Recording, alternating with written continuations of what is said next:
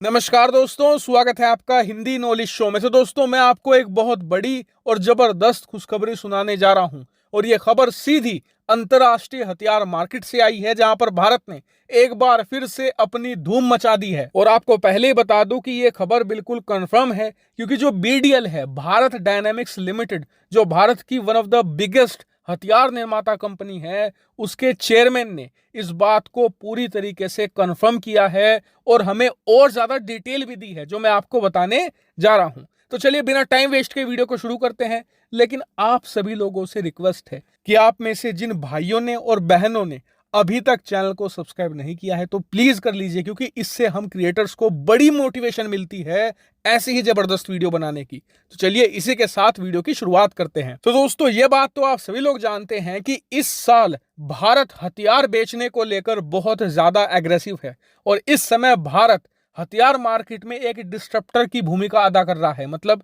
दुनिया भर में कहीं भी कोई भी देश हथियार खरीदने का टेंडर निकालता है तो भारत उसमें पार्टिसिपेट जरूर कर रहा है और इसका हमें फायदा भी मिला है। सबसे पहले तो अर्मेनिया जैसे देश ने, जो अपने सारे हथियार रूस से खरीदता है, उसने भारत का स्वाति रडार सिस्टम खरीदा है। उसके बाद फिलीपींस ने भारत से ब्रह्मोस मिसाइल खरीदी है। इसके अलावा हमने म्यांमार को एक अपनी पनडुब्बी भी बेची है अपग्रेड करके। यानी कि भारत हर एक मोर्चे पर ज्यादा से ज्यादा हथियार बेचने में लगा हुआ है।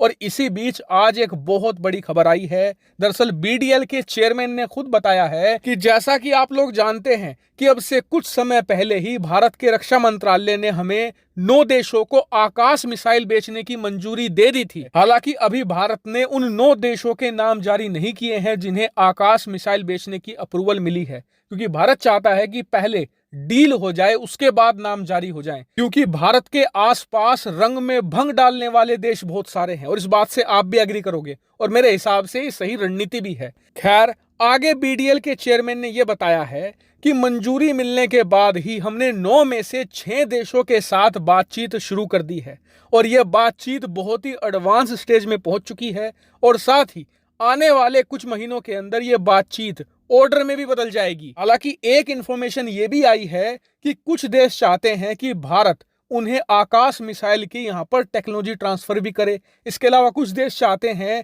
कि हमारे देश में आकाश मिसाइल बनाई जाए। तो भारत इन सभी देशों के साथ बातचीत करके सभी मुद्दों को सुलझा लेगा और मेरे हिसाब से भारत को अगर टेक्नोलॉजी देनी भी पड़ी तो दे देनी चाहिए। क्यों?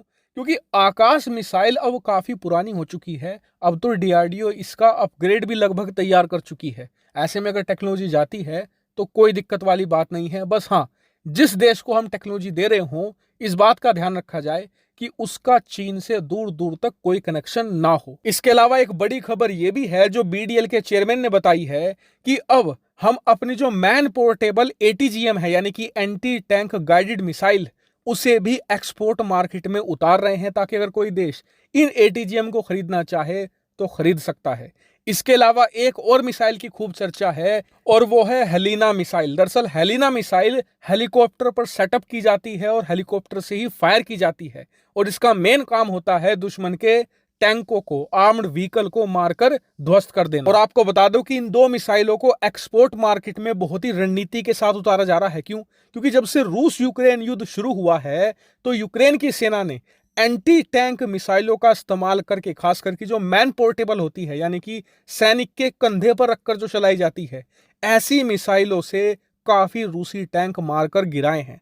इसीलिए दुनिया भर के छोटे देश ऐसी एटीजीएम खरीदना चाहते हैं और मार्केट में इनकी जबरदस्त डिमांड भी है और इसलिए भारत ने सही समय पर इन्हें एक्सपोर्ट मार्केट में उतार दिया है, ताकि हम इससे भी अच्छे खासे अरबों रुपए कमा सके।